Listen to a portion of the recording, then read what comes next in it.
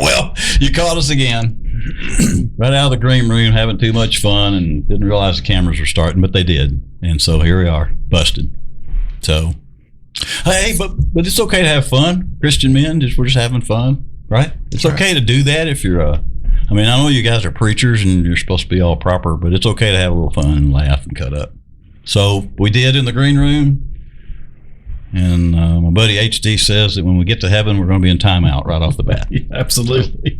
Thank goodness there's eternity, because we're going to need some extra time. We will need a little more time. But you know what's interesting about that? I've been thinking about that since you said that just a few seconds ago for the third time.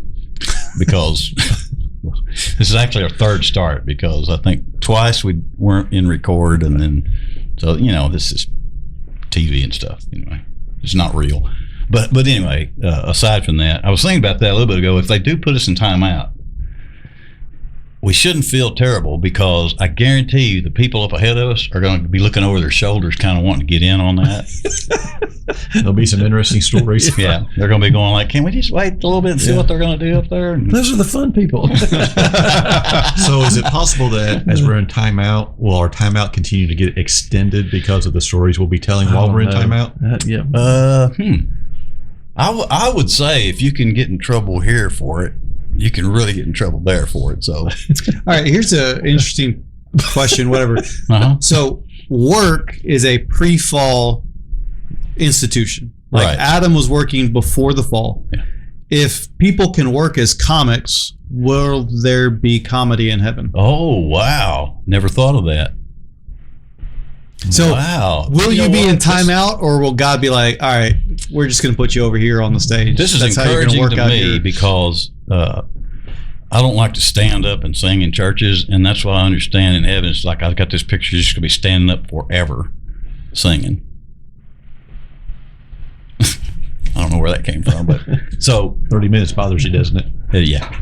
So, but what you're saying is, if you're cutting up here and that's your, you laugh, if you have that surely gift, you can do that there. God is the one that gave you the gift of gab. It'll probably, what we say and being humorous with will probably be a little bit different, if I had to guess. I would say you're going to be exactly correct. So that shut that right down, didn't it? Hey, listen, in my effort to make preachers sound like real people, or seem like real people, on Mike the Baptist, our front porch visit this morning is going to carry on in the tradition of trying to figure out embarrassing or interesting things that happen to you three preachers that's, would happen to people like me that aren't preachers. Anyway, you know what I'm saying. I'm trying to make you guys seem normal and like real humans. So, how are we doing? Don't ask us. I guess we'll have to take a survey, kind of see. But I consider you guys common. So, thanks. Are we the B team? Well, no, I just feel like y'all are humans and friends of mine. So I know you're preachers, but I feel like you're friends of mine. So, that's getting too emotional. I'm going to buzz myself. I don't want to go there. But look, here's what I'd like to talk about on the front porch visit this morning. Things that happen to you guys, and I'll join too, when you're young, like grade school or back in there, something that happened or things that happen, because I know Jason will have more than one thing that happened that will pop into his head, and probably the rest of us too. Something that happened that stuck with you through the years, traumatic or embarrassing or funny or... So yeah, I can jump on that, because I remember kindergarten. First of all, traumatic kindergarten. When you show up and you're like, my name is Hughley Doyle Jones, but I prefer to be called H.D. Buddy of mine, I think we were graduating, and he still remembered that and laughed about it. I'm like, what are you laughing at, Wilbur guy? Come on. Did you really go by H.D. in kindergarten? Oh, yeah. Yeah, because I couldn't spell all that other stuff. I couldn't spell all that. That's too many letters. So, so in our kindergarten class, we had these little tables. I guess they were just set there for different activities and stuff. And so they'd have your nameplate, and so that's fine. You got to meet all these different people, and so I get there early one morning, and I'd already seen this blonde-haired, blue-eyed little girl, and I was like, I want to sit by her, but my nameplate was not by hers, so I went and I switched our nameplates where I could be by her, and I was like pretty excited about that. But then for some reason I decided that I needed to move the table.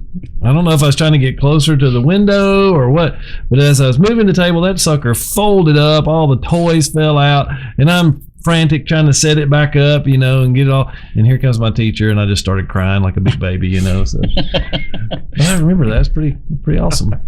And the word at your early age was. Do what? Did you get to sit by her? Oh yeah, absolutely. She was a friend of mine. Player. Player. Yeah. That was the word. Player. That's right. Yeah. You gotta say it right though. It's not player. It's Player. player. In kindergarten at that. Right? Yeah. Dude. Came back natural. Can you still say dude? Is that? I don't know. I don't know. Yes, a brand of I'll shoes. let you look that It's a one brand up. of shoes now. Dudes. Yes. Yeah. Dude. That's a brand of shoes. Brand of dude. shoes. Really? Yeah. Like what kind of shoes? It's like a Little loafer, it's almost like a deck casual. shoe type thing. Huh. They're really comfortable and all. it's like cloth Crocs, Yeah, Dudes. Huh. Hey dudes. Hey dudes. I think they're hey dude, aren't they? yeah. but it just says dude on them. Does it? Okay. So do like young people when you say dude now they think of shoes? They don't do. know. Yeah. I mean the world's They're really pretty mixed popular. Up. Okay. Koontz, you were about to Yeah. So pontificate on something there. I'm not sure what, but my brain doesn't work well. I don't remember a lot of things from my childhood. Yeah. Probably good, Where but you dropped a lot. Shock I don't therapy. know. I don't remember. So, but second, third grade, we're out on the playground, recess, having a good time, and have no idea why, but this girl by the name of Roxanne, as we're out, the guys are just out playing. Roxanne comes up to the group and singles me out and just hauls off and punches me right in the gut. And She probably had a crush on you. she may have. But That's what you do when Or you're just want Yeah. to crush him. yeah, and she crushed me because knocked the wind out of me. I collapsed. I'm on the ground in just a little heap, fetal position, just crying because I can't breathe. I can't do nothing. So I think it matches all the categories that you asked for. Okay. Childhood, Yep. traumatic, embarrassing, Yes. and I don't know what else, but it was all of those Stuck things. with you. It definitely stuck with me. So don't know why she did it, but if Roxanne is still around and if she's following our podcast, God bless her. Could you please explain why Yeah, call in and let us know. you gut punched Koontz? That's right. He's still hurt Took over him it. down because he's still dealing with that. 45, 44 years later, I'm still hurt. Had to go to seminary to find a way to get over it. And it didn't work. That's yeah. Maybe Roxanne is out there Could be. and will at least apologize. I mean, It would be nice because I don't remember it if she did. but she may. Oh, look though, you're a preacher, so you have to have sympathy. She was probably going through something, so you just got to take it. I took it. Not to say that other people that are in your parish or is that what they. Is that Catholic parishioners in parish? Or That sounds right. Yep. anyway. Sure. So We'll go that's with not church. to say that anybody goes to church with you Can come in there and Punch sucker punch you in the stomach Please because don't. they're going through something. So I'll put my body armor back on. Yeah. Oh, Jason. Yeah, so you specified it by saying like childhood and Yeah. traumatic. So that kind of actually limits some Yeah, I of the didn't other want to bring stories. it into adulthood Yeah. here. So Some of the other stories, like the time I peed on the Alamo or the time I set my toy box on fire, those are for another day. actually, yeah. Set my Soon toy box on on fire. the Alamo story because Yeah. So I'll bring up this one. Okay.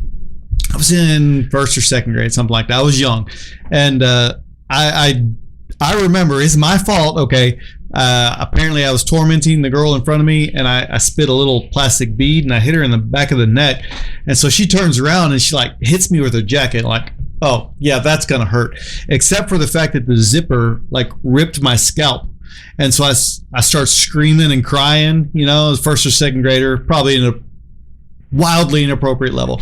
And so the teacher's like, man, just go sit over there in the corner. So I go sit in the corner and I continue to like cry because obviously I'm in pain. Yeah. And after a while, the teacher comes and checks on me and there's like blood on the floor.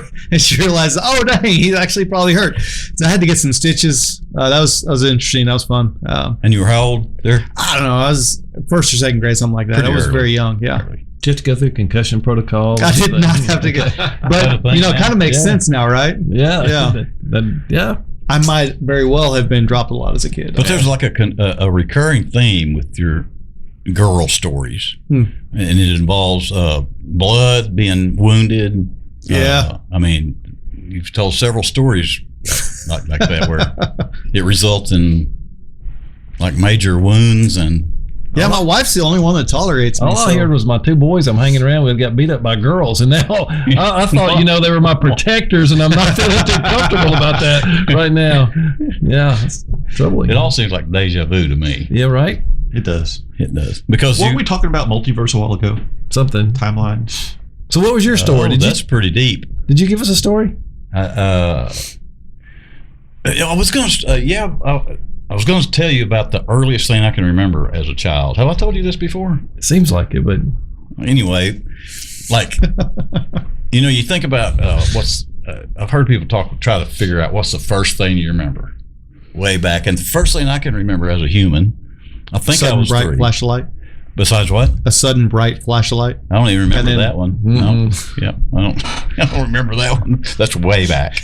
But no, I remember I've seen a photograph in my family. There's a photograph at my great aunt Maggie's house where Maggie and all the brothers were sitting around in the living room, and I'm sitting on some old guy's knee holding an apple.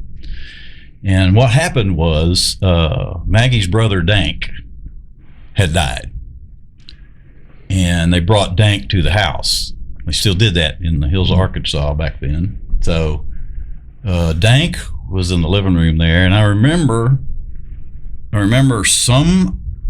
somebody carried me into the kitchen and to get something, and obviously it was an apple, because in the picture I'm holding the apple, but I can recall walking from the kitchen to get back to the living room. You had to walk by Dank.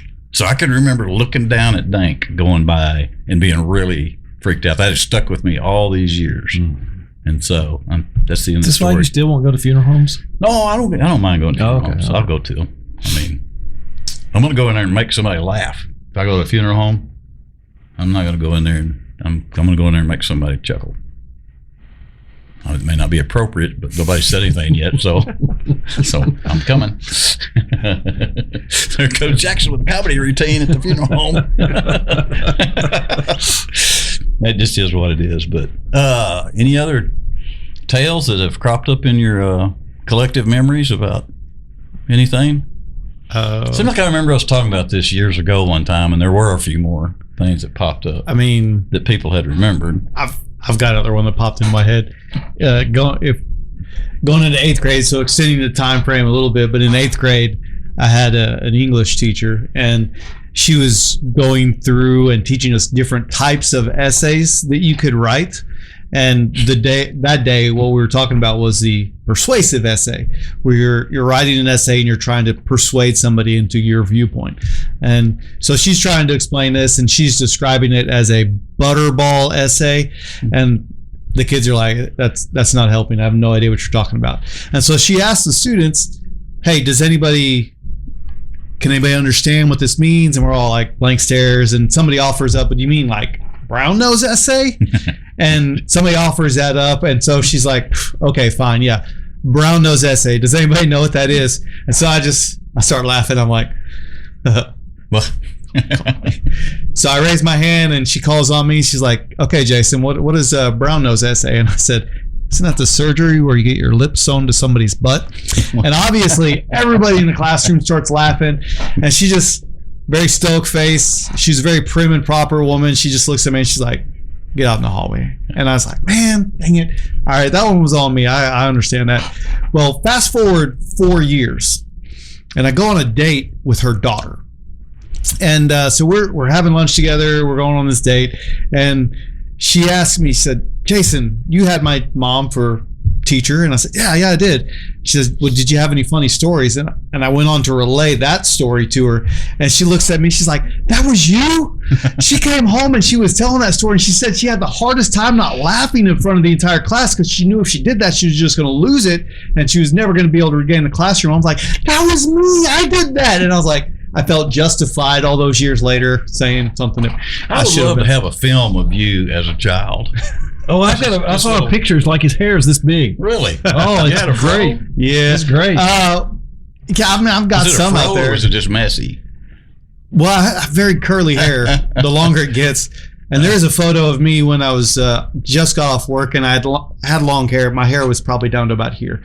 And I had it pulled in a ponytail for work. And then I got off, and I just kind of messed up my hair like that. And I happened to be wearing a shirt that said escaped convict on it.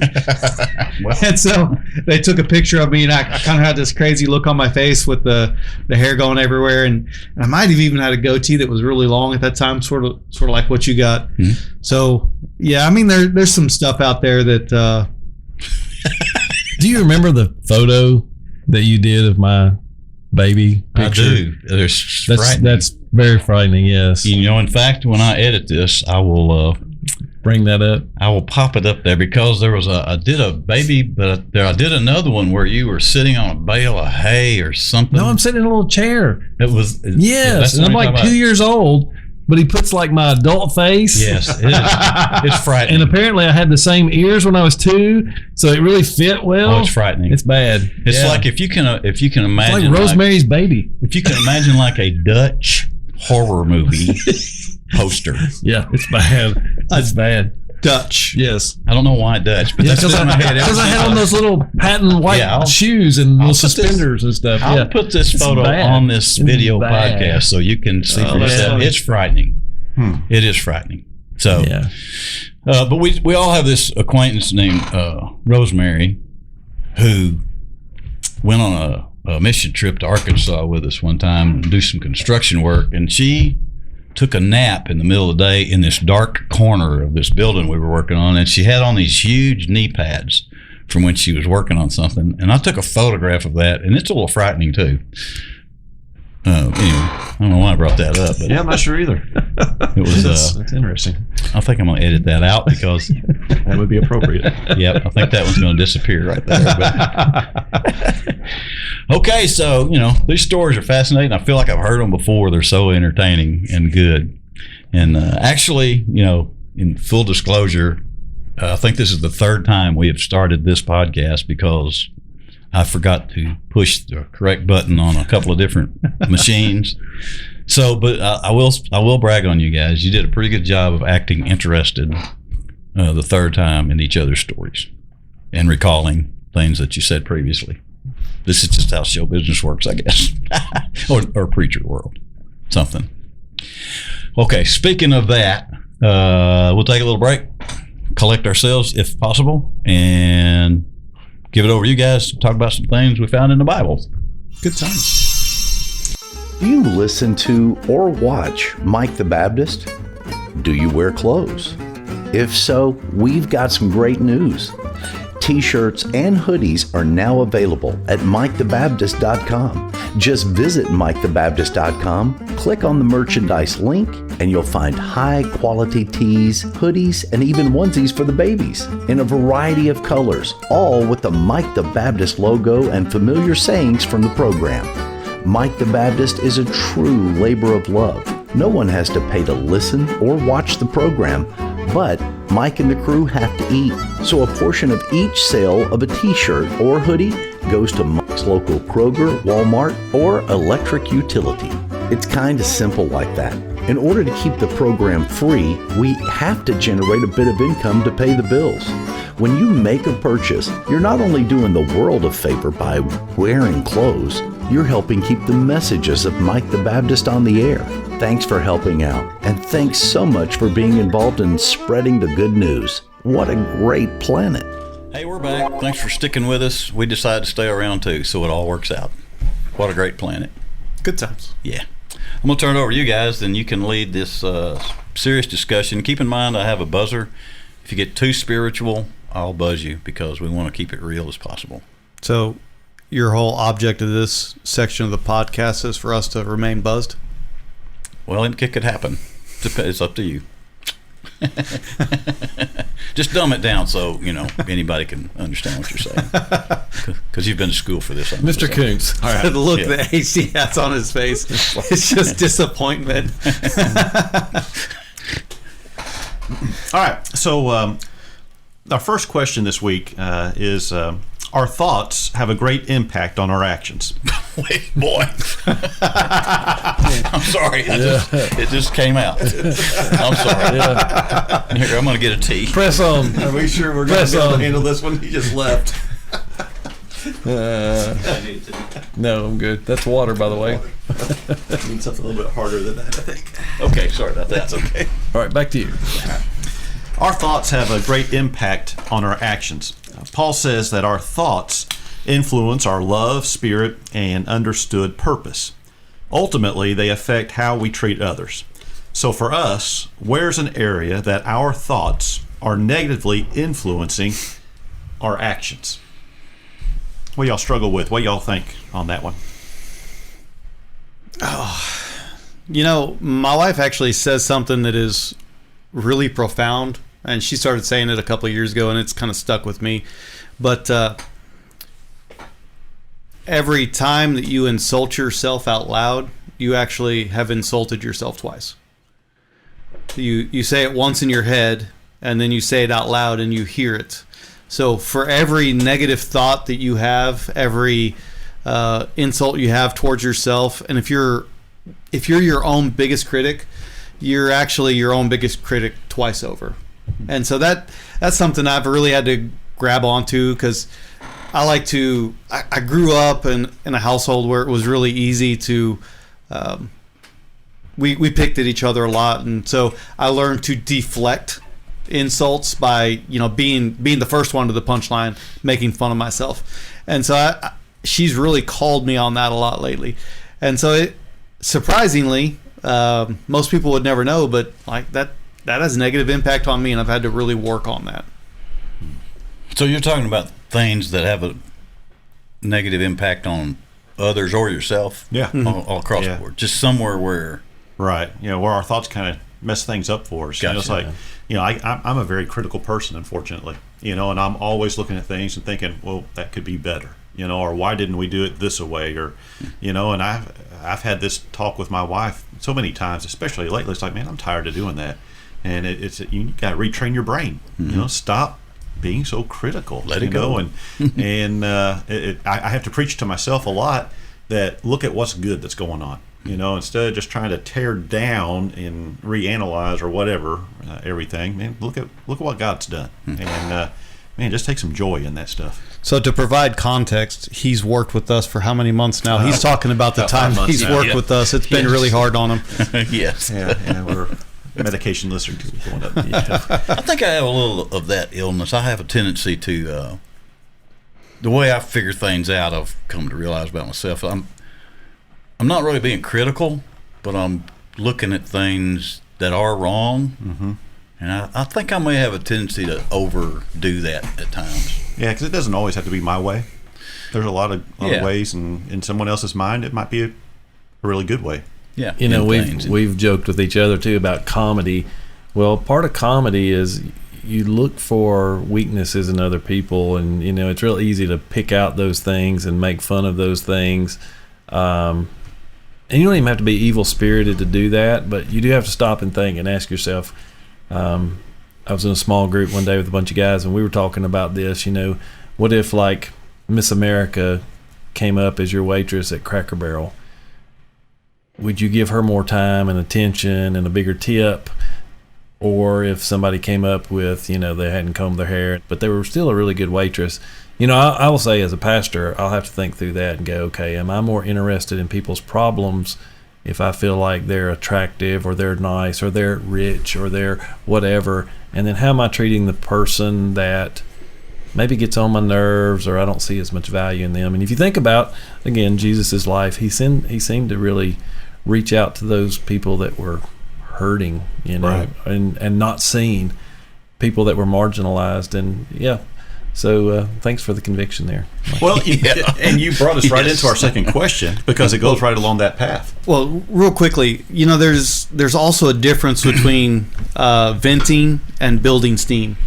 So when it comes to there are people that are just really hard to deal with, right? And when you start talking about them, you can vent about that individual, and there's a difference between venting about an individual to kind of help process and not internalizing all that bad stuff. There's a difference between that and then building steam. One of the things that I find myself doing is if there's an irritation in my life, it often isn't venting. It's me building steam. Like I start getting a real headway going that direction, and it influences my attitude, my thoughts, my actions towards other people specifically. And so I have to be really careful about recognizing the difference between venting and building steam. That's funny because when he first brought up this topic, you were asking what's something about how you're thinking that affects your actions, I guess is what you're saying. For some odd reason, the first thing that came to my mind while you were saying that was the times over the years I've had to call AT&T about something. Boy, that's a test, isn't it? Well, yeah, and I was just thinking, this is how it used to unfold for me years ago before I got a little more sage. I would be hot about an issue to begin with because something wouldn't be working right or I wasn't getting my way, and that it had got to the point where I decided to call and just escalate the situation to try to get a resolution. Good thought at the first, but you know how it is when you get on the phone with a corporate. They're probably not going to know what you're talking about, and they're going to put you on hold. You're going to be there for 20 minutes, and by the time the 20 minutes is over, you're going to be even more anxious. It's time, supper's waiting, you got stuff to do. And I can recall in the past, I would get pretty worked up. And by the time I got to the fourth person, somewhere in Sri Lanka, who had to start all over again because they knew nothing about this from the beginning, there was a time I would come unglued on you on the telephone. I would come unglued. And then I'd feel horrible about it. But that's the first thing I thought of when you were bringing that up is how I'm way calmer now and I don't care. I'm on hold 2 minutes. I'll just hang up now and go do something else. But yeah, so your thoughts, and that's like you were saying, they build that steam up, and it just keeps going till it at some point can pop. Right. Yeah. And that's where we were going a while ago with our second question. It's dealing with people because it says it's difficult to control our thoughts, but they have an outsized impact on how we treat others. How can you look to their interest? And that's the game that we're in. Bible, get ready to buzz me. The Bible says, love others. Treat others while you want to be treated. Look out for the other person, and that's got to start up here in my noodle. And if I could start getting my brain to be thinking about them instead of what may be bugging me or something like that, but thinking about them. What do they need? What are they hurting from? What's going on in their lives? Just trying to show them some love. That's going to have an impact on how we're treating them. Not to steal your conversation, but my son recently was telling me about he calls people up in the northeastern quarter of the country for his work, and he's on the phone with them constantly during the day and talking to them, and so he's just used to being kind of tough because it's a different world, when you get up there than the laid-back Southern. They're all in a hurry, business, let's get it done, move on. He was telling me, I don't know if I'll get the story exactly right, but I'll get the paraphrase version of it. He was on the phone with somebody trying to get something done, and he was getting a little, aggravated with them, and they might have been getting a little aggravated with him. And then he said at some point, they said, well, look, only reason I'm working tonight is because my son died and I'm trying to make some extra money to help pay for all that. So wow. he was telling me like major gut check right on where he was going. But now he doesn't get as rude as I used to get with people on the phone. But anyway, there you go. And that's a great point because it's one thing to control what you say about somebody or say to somebody, just like not doing a bad thing towards them. It's an entirely different thing when you go a step beyond that, and you're not only not doing harm to somebody, you're actually doing good to them. And in Philippians 2, 3, and 4, it actually says, in humility, consider others more important than yourselves. And you got to go a step further than just not being a jerk, and you actually have to go from not being a jerk to actually doing good for somebody that really is just rough on you. Yeah. And in Proverbs, one of my favorite Proverbs is, I'll paraphrase it for you, but basically it says, if you really want to get your enemy's goat, be nice to them, and in doing so, you're pouring heaping coals on their head.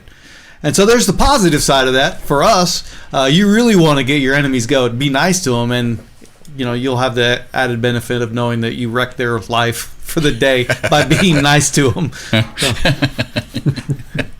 It's probably a wrong motive, but I'm not sure that's how that works. I was waiting for the preacher's response there on that one. That's the human side of you. You get the added benefit of that. But you have to go a step further than just not being a jerk to somebody.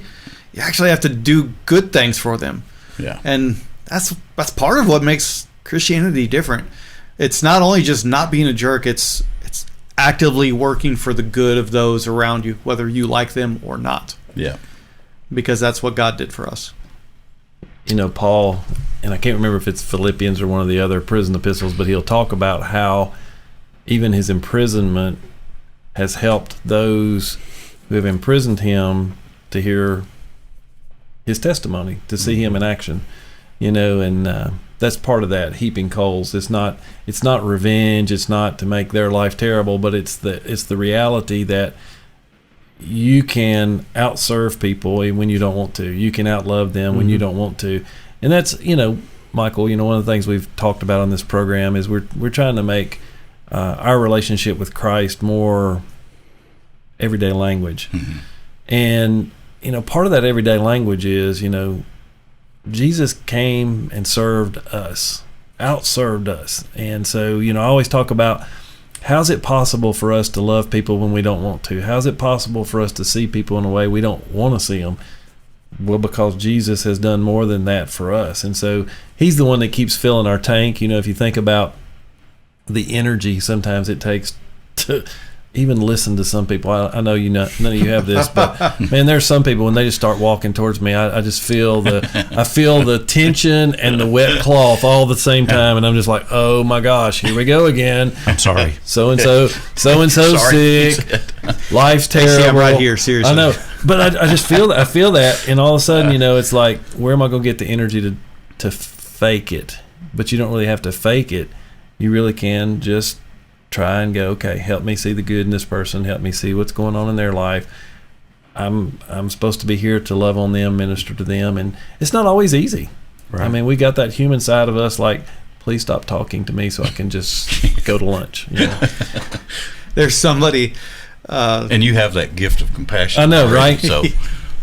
So you're ahead of the game. No, not really. Not really. There's somebody I'm thinking in my head. I'm not going to say it, but sometimes it's not even that they're necessarily being a jerk to you, but just the sheer volume of words that come out of their mouth. It's just overwhelming at times. The volume of the words. The sheer volume of words. And you're just like, whew. And so, I mean, it's one thing to kind of sit there and nod along like you're paying attention. It's a completely different thing to actually be paying attention and actually try to help them in their difficulty.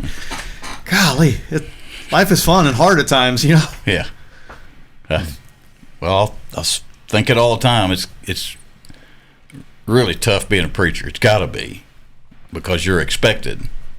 Yeah, you got to be nice even right. When somebody pulls into your driveway at 8 p.m. and your infant child is asleep and they honk their horn rather than going and knocking at the door. You're like, what are you doing? Now you're getting specific. I'm afraid you're going to start naming names. That happened when he was in West Tennessee. That was not here. That did not happen. Nobody here. Yeah. Of course it wouldn't be here. No infants were here. That's right. Yeah. And but you haven't unpacked either completely. After 9 years. After 9 years, I think most of them. But after this podcast, it might be time for us to start packing again. Keep some boxes. When's the next deacon meeting?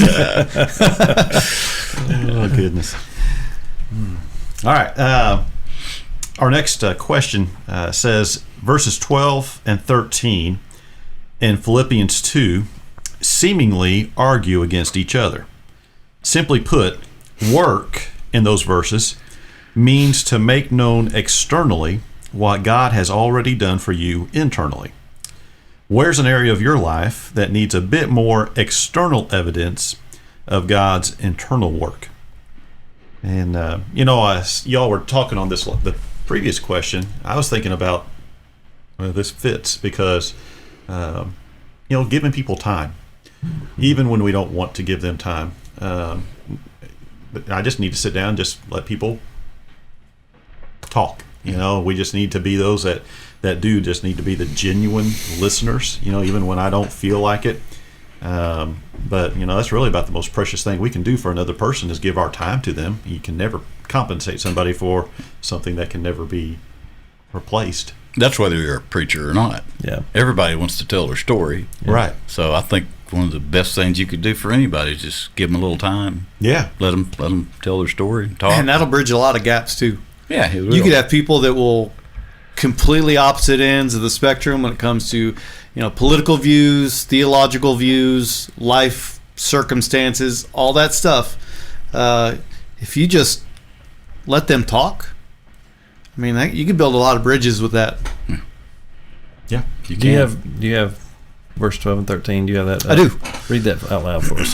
So verse 12 and 13 of Philippians chapter 2 says, "So then, my dear friends, just as you have always obeyed, not only in my presence, but now even more in my absence, work out your own salvation with fear and trembling." It says, work out your salvation with fear and trembling.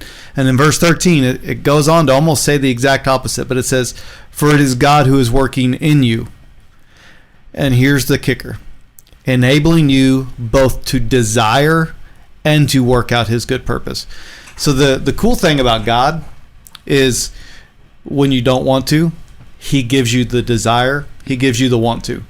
And then when you don't have the ability, he gives you the ability. Mm-hmm. Now, how many times have you been pulled into a situation? Maybe you get a phone call, you're called to somebody's house or something like that to deal with a situation. You have no idea what you're going to do, and all the way there, all you can do is pray and say, "God, give me the ability, give me the words, give me the whatever I need to handle this situation." He does. Dude, I can tell you that there have been those moments when I got a phone call that I need to go to the hospital, and it's on my day off, and it ticks me off so bad because the person that called me, I'm like, "Why aren't you going to the hospital? Why do I have to go to the hospital?" And on my way, I was mad, and when I got down there, had an opportunity to share Christ, and a person in that family came to know Christ that day, and then multiple people in their family along the way came to know Christ in a personal relationship. And I thought back to my attitude, and so part of that, what Paul is saying, work out your own salvation. Being a Christian is not always easy, and what God's called, love your enemies, not an easy thing to do. Forgive those who are hurting you, not always an easy thing to do. But it's required of us because by doing that, we show that we serve him and not ourselves. Just got back off a men's retreat, and it's neat to sit around and talk to men. And, one guy was talking about, he said, people ask me why I'm not happy, and it was really a burden to him that people didn't think he was happy. And I thought about that with Philippians here, because Philippians says to count it all joy, and Paul's in prison, he's talking about joy and joy and joy. And matter of fact, he uses the phrase joy or rejoice so many times. It's amazing that he would talk about that from prison, but it's a reminder to us that even when our circumstances aren't happy, that we can have joy. And that people should see that. Again, not that we have to be fake. I don't like fake Christians. I have trouble with a lot of, I have a lot of trouble just with fakeness. I think it's okay to weep. I think it's okay to mourn. I think it's okay to lament. I think all of those, all the emotions that God gives us, we can express them openly. But at the end of the day, people need to see that we have hope. Right on. Yeah. And if we don't show that we have some hope, even in our struggles, I like Michael say, I'm going to the funeral home to make people laugh. We should have joy and laughter even in our mourning, because there's something better. Even if it hurts in the moment, there's something better down the road. And we just need a break from some of those negative things. So. Mm-hmm. You're giving me a finality type look there when you looked across the table. I thought you were going to share something with me. Oh, no, I've got a lot to share. But I don't have anything. So without getting too specific, is there, and not to let you guys off the hook either, and myself included, but where's an area of your life that needs a bit more external evidence of God's internal work? Where do you guys struggle? Like, we're talking theory, and it's great theory, but let's put some wheels to that engine. You're supposed to act some of this out, I think. Yeah. Aren't you? So where's an area that you guys struggle with? Well, what I started with, time, giving it to people. Like when I come to the church, when I come to my office and I'm ready to get my work done, it will bug me when people keep coming in and taking me away from what I think I need to be doing. And that's something that I've struggled with for a long time. I try to improve on that. But it's like, you know what? I'm there, and God is bringing these people in. You know, may not make much sense to me at the moment, but I just need to chill out a little bit and give that time. I think that's probably one for me as well, especially when my schedule and calendar gets crunched and it gets filled up with other people filling my schedule. Then when you get that additional thing on top of it, you're just like, oh my gosh, can you not just act like an adult and do this? I mean, can you not just do your job? Can you not just act like an adult and treat each other the way that you're supposed to? You're a grown adult person. Why can you not just do this? And that comes out of me more when I don't see my work as a ministry to God. And we're like sponges. When life squeezes us, whatever is inside comes outside. But the upside of this is that we are like sponges, and God will use our circumstances to squeeze us. But what he's doing, part of the benefit of that is he is squeezing out that junk that is inside of us, so that when he releases the pressure in our lives, we have the opportunity and the choice at that moment in time to be filled back up with God.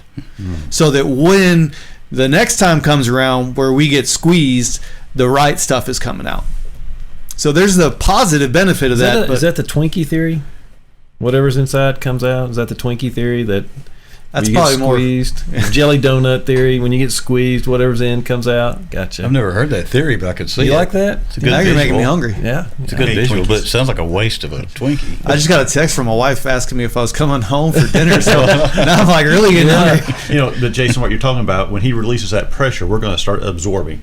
Yeah. And that, I tell you what, that's a word for us that we need to be careful where we're at, who we're around, so that when that happens, we're absorbing good things. Yeah. And good influences. Yeah. So thank you for kicking me while I'm down. Yes.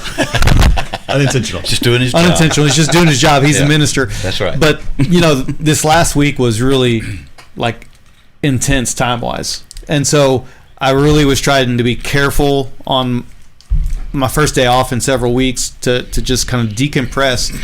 And now that you say that, I'm thinking back through what I was filling myself back up with after being crushed with my time. And it wasn't necessarily the best stuff. And it wasn't bad per se, but it wasn't the stuff that's really going to feed my soul. And so there's a difference between the two. Sure. You know, you can sit on the couch and veg, and decompress, but be careful with what you spend your time decompressing with. People are important. Yep. I've thought in the last few years realized more and more that your relationships with people, when you get to the end of your road, end of your life, that's all you really ever owned. That's it. And at my age, I realize more and more too that all the crap that I feel like I really got to get done today, and you're just in my way because you're sitting there yapping, all that crap will be there tomorrow.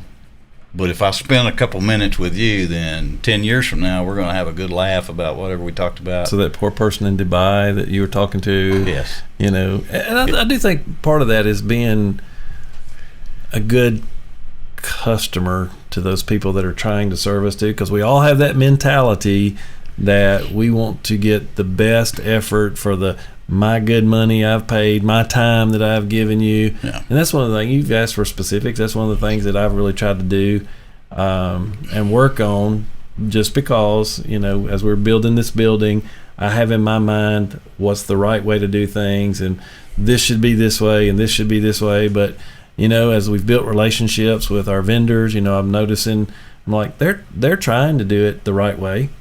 And I'm okay if I have subtle reminders to go, hey, have y'all thought about da-da-da? But I've really tried hard not to fuss and just climb their tree, to say, hey, this pipe's leaking. What in the world did y'all do?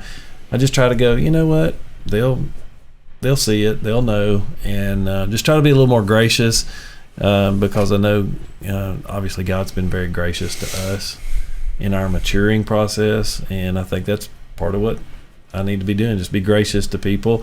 If the waitress gets the order wrong, if the contractor doesn't do something on the time that I thought, even stuff at the house, we're having some stuff doing at the house, and you're like, okay, it's not as perfect as I would like it, but at the end of the day, they did a pretty good job, not freak out over silly little things, because you're right, Michael, at the end of the day, doesn't matter if the drywall is exactly smooth, or doesn't matter that the trim didn't meet up exactly right. Either fix it or don't. Here's something interesting. This will change your life, and anybody listening should try this too. The next time you're on the phone with AT&T and you're 20 minutes in on hold, when they come back and you talk briefly about your issue, whenever they say, well, hang on a second, they're looking something up, ask them where they're at right now. I do this regularly. Where are you? What town? You'd be surprised how quick they start unloading their story on you. Be a real person. It just takes zero amount of time, and all of a sudden. But then what happens, I have found, is you usually kind of get to a good resolution yourself because they're on your side all of a sudden. Yep. It's funny. Imagine good that. experiment. Try that. This morning at my house, we've had an issue with water around my house, and there were people working on that around my house, and I see them, and I'm like, oh my gosh, thank goodness they're finally here. I mean, we're talking, it's like 5 or 6 months ago I contacted them, and I was like, hey man, this is an issue, when are you guys gonna fix it? And I walk up, and I brought 3 bottles of water with me because that's how many people were out there. And I'm walking up, and I'm hearing them talking. And they're like, well, it doesn't need to be changed that much right here. It doesn't really look like it's all that bad. And my initial thought was my head wanted to explode, because literally one of the guys that was there, I had a conversation with him months ago saying, okay, this is the problem. And they said, oh yeah, I think we got it, no big deal. And they're looking in completely the opposite area of where the problem actually was. And if I had lost my junk with them, like, they would not have been on my side. And by golly, God gave me the ability to just be like, man, I really appreciate you guys. Thank you so much for coming here. Didn't mention the fact that they were blocking both my driveway and the driveway of the house next to us, so I couldn't actually get into my house initially this morning. I just said, guys, I'm so thankful that you guys are here. You guys are doing a great job. Really appreciate you coming out here. I also, I described the problem again to them. I was like, and there's a problem over here as well. Can you guys look at this with me? And then they willingly went with me to the area, and then I got to show them what was the actual problem. They were jumping to conclusions because they thought they had it figured out. But if you're nice to them, you can get a lot further with people. Yes, you can. Kind of sounds familiar, like treat others as you want to be treated. That's in the Bible somewhere. Yeah, Inny or Outty, right? Speaking of which, we're almost there, aren't we? Yeah. Are we at a point where I think we're good. I actually work in real estate. I have to go show a house, so my wife says if I don't start making some money, I got to quit playing on the internet. So anyway, are we at a wrapping point there? Yeah, I think it's good. Well, let's wrap that. Come back and do an exciting round of Inny or Outty, and move on from there. Be right back. Hey everybody, it's time to play America's almost favoritist new game show, Inny or Outty, where we challenge our guests to figure out if a phrase we give them is actually in the Bible or out of the Bible. Sharpen your wits, guest. You're about to be in the hot seat of Bible stuff, because you're the next contestant on Inny or Outty. Here's Mike. So, on the last episode of Inny or Outty, about a week ago or so, myself and Koontz challenged the other 3. Well, the other, you know what I mean. When it was Koontz's turn, he was challenged 3, and when anyway, do the math. So, this week, the power shifts to HD and Jason, who will now challenge the other 3 that aren't talking at the same time they are. And you get it. So, who's up? You got one, Jason? I got one off the top of my head. Oh, Jason's grinning. He's up to something. You're on. Cars in the Bible or not? Absolutely. Wait a minute. I'm sorry. Did I answer that too quick? Well, sorta. We got to stretch it I'm just just a confident. little. I mean, I got to drop that little music thing in there because it's, I don't know, it's just, I'm OCD. You know me, I'm OCD. So cars in the Bible or not? So, And you said yes. oh, I wholeheartedly believe that they are in the Bible. H, looks like you and I are up for a conversation. You know, the last time you and I teamed up, We were on one of wrong. these, we were actually wrong, but we pinned it on Jason to give Right. the actual answer, Right. and he was actually right. So, Wait a minute, we're in the same. No, wait a minute. You asked this, didn't you? yep. Yeah. Well, We'll have to lean on Koontz here in a second. I think this side of the table needs to just throw it to that side of the table. Cars. Or in other words, they're smarter than we are. We just ride with them. We do seem to be a little bit more challenged on this side of the table. Yeah. for some reason. But let's talk about that just for a second. Cars, Yeah, I know. chariots, maybe. Chariots, yeah, chariots are in the Bible. Yeah. So, do you mean the word cars? So I had this crazy guy when I was in high school. Yes. I had this crazy guy in high school that thought, like, was it Elijah that was taken up in a chariot?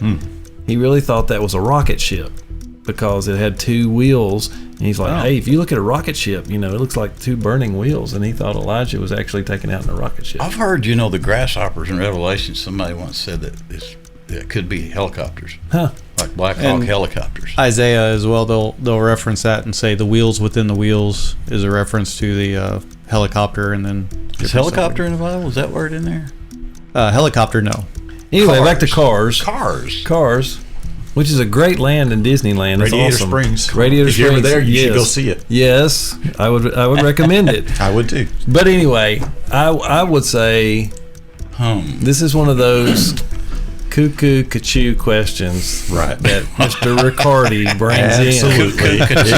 Because we know when the automobile was introduced historically, so Exactly. obviously there is no car Also, the word would not in have the been. Bible. But what he is referring to Okay, is that a vehicle. in Wait a minute, Genesis, with vehicle in of even Genesis, the Lord sent them out of the garden in one accord. Actually, hey, that's New Testament. That's good. I was actually thinking of the one in the New Testament slipped in right up Acts on me. chapter 2 It slipped verse right up 1. on It me. says one accord. they're all Which is in why one you accord. would agree. Yeah. Oh yeah, it's definitely that's Yeah. where he's going with it. Except I was Yeah. going with the New Testament Well, okay, version. so Which means there weren't that many disciples if they could all fit in one accord. And there's like 5 Well, or you've 6 seen it in people. the You know. circus. So they were Shriners? yeah. The disciples were Shriners. So we have made some groundbreaking discoveries here today. This is yes. This was well worth our time. I don't know and what to yours think too about for listening. this one because the intent of Inny or Outty is to Have some fun. help people understand that some things that people say are not actually in there. So I don't the, really know what the to do word with this one. accord is in the Bible, Yep. but And they a were in gas-burning one accord. vehicle is not. Is not in. So I agree. That's but the correct. answer would be, you said cars. Yeah. It's an Audi. I'm going with Audi because cars is not in that Bible. Well, the plural of accord is not accords. Accord is a plural too, so cars But could the still plural of accord is not cars, be. Yeah, but you could if you have 2 accords, Honda Accords. right? You just have an Accord. You have Accord, the Honda Accord. It's the plural. Is it? Oh well, look. Is it capitalized? It's not. Audi. It's an Audi. I'm going with Audi. I'll defer. What did you say? I said in he because says of the Inny. chord. The I knew where he chord, was going yeah. with that because my father used that as a joke all the time. Yeah. Oh well. In respect to your father, it's in there. It's an Inny. We'll go with that. he didn't want to diss on my dad. So I don't know if I want to put applause right there or You could put a groan let's sound. put a bunch of people going. That was really good though. The accord thing snuck right up on me. I got bad jokes all day. If accord was capitalized, I would have been with you. But Okay, all right. H? I'm good. No, you're supposed to have one. I've got to have an Inny Outty? Oh, sorry. That's like me that time they asked me to pray in a prayer line or somewhere, and I said, pass. Yeah. Actually, I think I did that up front of the church somewhere. Somebody told me No, I I'm did. good. You can get somebody else. All right, so the high priest once a year would go into the temple to make a sacrifice on the Day of Atonement. I've read about that. Okay. Is there anywhere in the Bible that says that there was a rope or cord tied around the high priest's ankle in case he dropped dead while he was in the Holy of Holies? Okay, this is where the suspenseful music would start, right here. Dun, dun, dun. Yes. I've heard this story. I've heard stories about this. I'm sure you guys have. I'm going to ask my theologian over here. Yeah. Was that custom? Was that actually in the scripture for us? I'm trying to remember. I don't think it's actually in Scripture That's what I'm about having a cord tied around their leg. Here we are with a cord again. Yeah. Had a car tied to they his did not leg. have rope tied around their leg. As a scriptural mandate, I don't think that happened. There is a scriptural mandate to have like bells and stuff on there so you could hear them moving and jingling and stuff like that. And there is reference that if you entered the Holy of Holies in an unclean, unholy manner, that God would strike you dead. But if I remember right, the idea of having a rope tied to their leg was actually a pagan practice, and that Israel may have taken on. I could be wrong, but I'm thinking that's actually. Why would they? If you drop dead, nobody else could go in there to retrieve the Well, I body. know, but if they drop dead, why would you want to drag them out there on a rope just to get their gold teeth or something? Or You don't want to they leave had the Holy of Holies. Yeah. You don't But want a then, decaying I guess body in that's- the Holy of that's Holies. I guess that's right.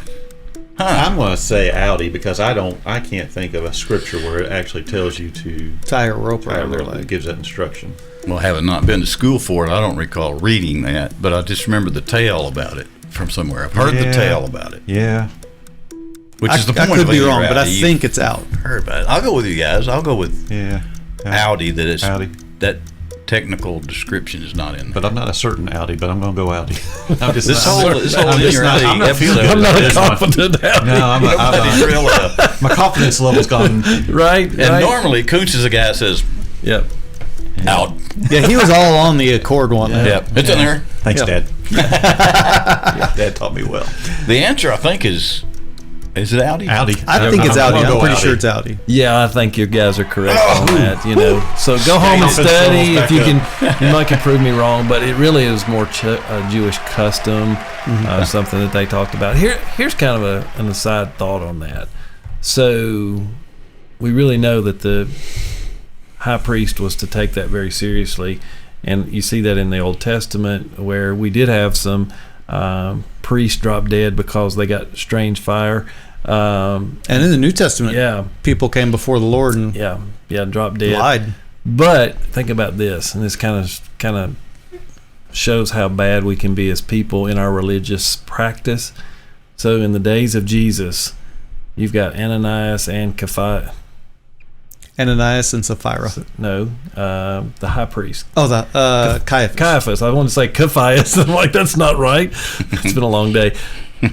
Those two would have been the ones that walked into the Holy of Holies to provide that anointment on the Ark of the Covenant. And neither one of those guys were Levitical priests. They were chosen by the Roman government.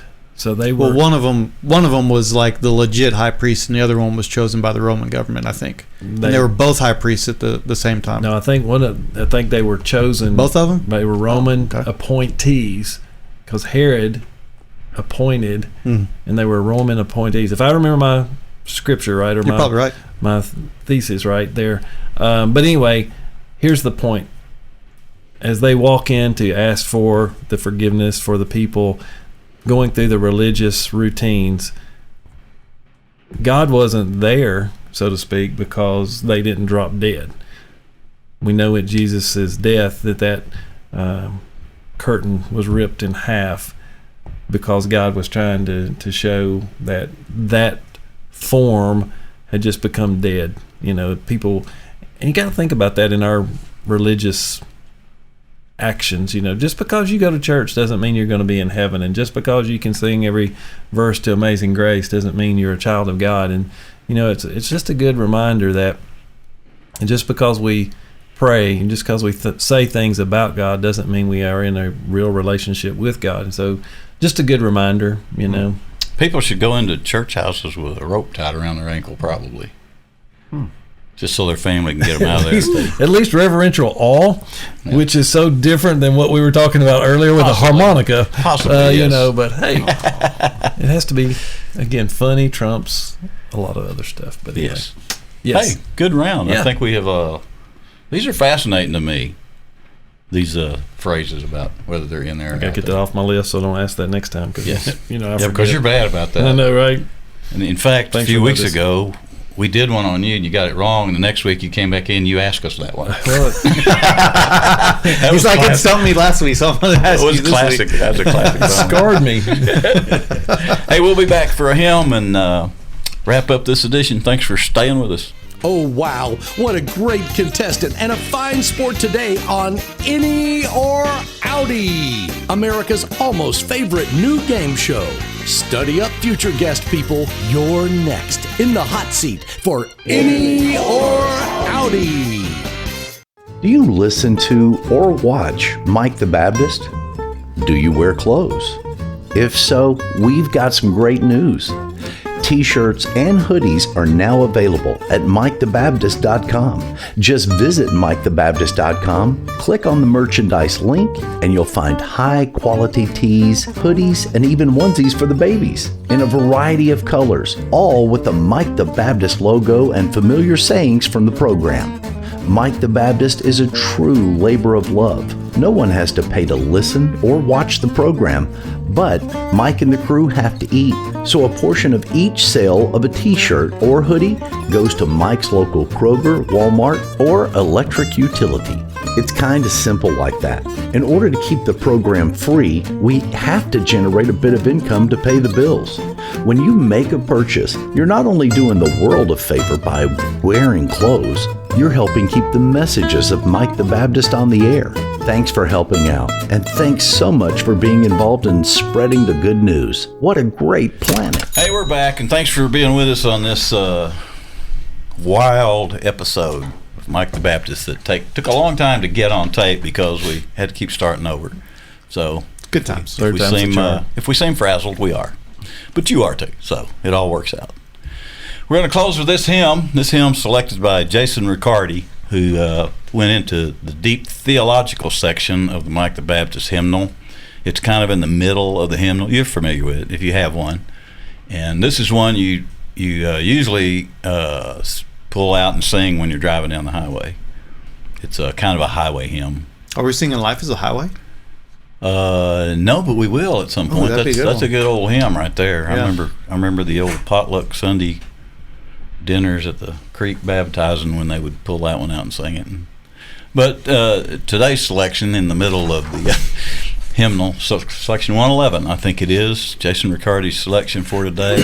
We'll sing this, we'll say amen, and then we'll see you in about a week with another edition.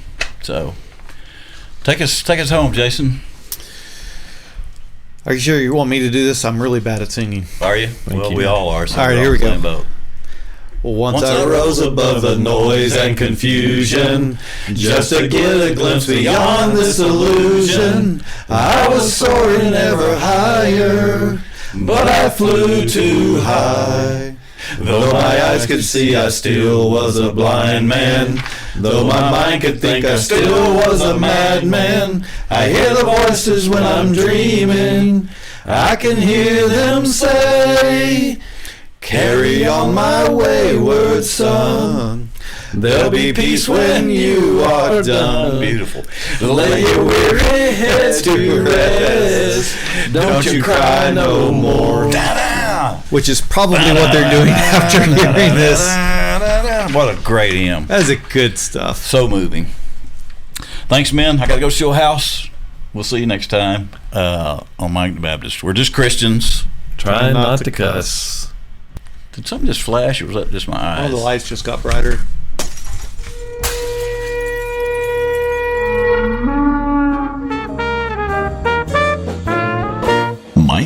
The Baptist